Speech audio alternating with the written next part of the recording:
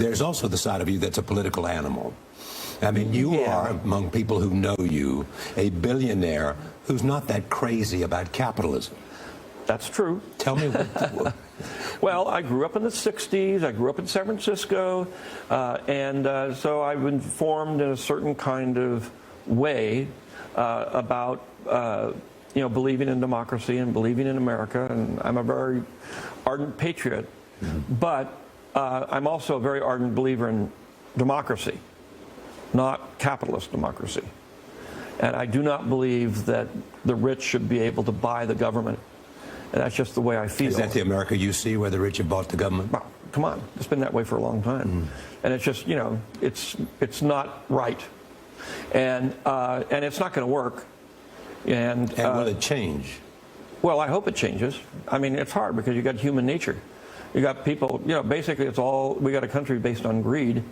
And as long as you got that, then it's corrupt. And as long as it's corrupt, you're never going to get a real meeting of the minds on what is best for the people. So why don't you make a film about the America that you are articulating? I mean, why don't you use the power of George Lucas to tell the... I don't think I have that much power. I mean, I learned... My first film was kind of an indictment of our... Could I show you a list of the 100 best films and how many of them are made by George Lucas? Yeah, but they're not made to... Yes, they have a political undertone. I mean, especially Star Wars has got a very, very elaborate social, emotional, political context that it rests in. But, of course, nobody was aware of that. Nobody says, oh, my gosh. But if you actually watch the movies, it's there, and you subliminally get the fact of what happens to you if you've got a dysfunctional government that's corrupt and doesn't work. But, most of the fault lies with the media. And I know everybody uses the media as a scapegoat.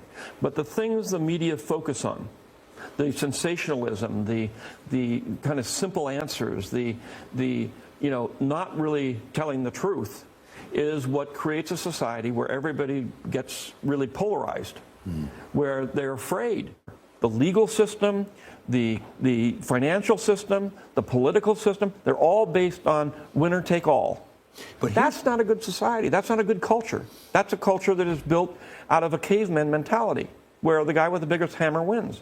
That's not a good society. And you want to see a society that is defined how? By everybody comes out? By compassion, is saying we care about everybody in our society. And what we want to do is what's best for everybody in this society. And we want to build the best society where everybody gets the best possible life they can possibly have. Would you call this democracy? Would you call this socialism? Would you call this some other ism that we don't have a name for? Common sense.